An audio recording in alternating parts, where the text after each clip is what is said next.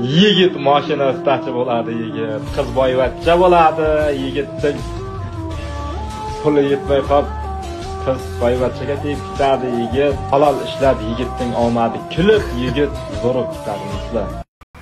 BYD Seal mashinasi akalar sotiladi. Ikkinchi pozitsiya, bitta motorli ikkinchi pozitsiyasi 2023-yilda ishlab chiqarilgan mashina. Yevropaga borganimizda istiyoralarimni ko'rgan bo'lsanglar, mana shu BYD Seal to'lib yotibdi o'sha yoqda. Zo'r mashina, haqiqatan yevropeyskiy standart bu mashina. Kompaktniy, ixcham, zo'r mashina. 2023-yilda ishlab chiqarilgan mashina. Bir hafta oldin bitta Matiz shilib olgan ekan.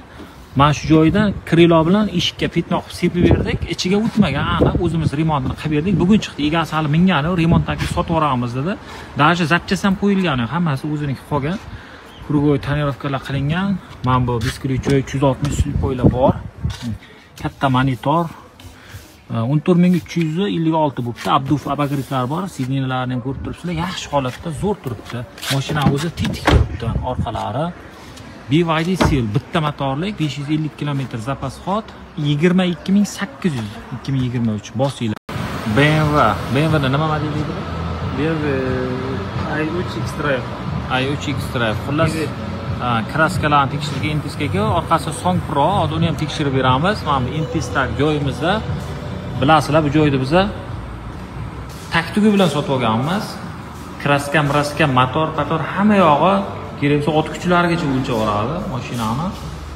Mana shu joyimizda kelib tekshirib ketsanglar bo'ladi. 700 ming so'mdan boshlanadi uslugamiz. Bitta faqat kraska emas, uje amortizator ancha rivojlangan, zamonaviy texnologiya orqali zamonaviy tekshiriladi. Chiqadi.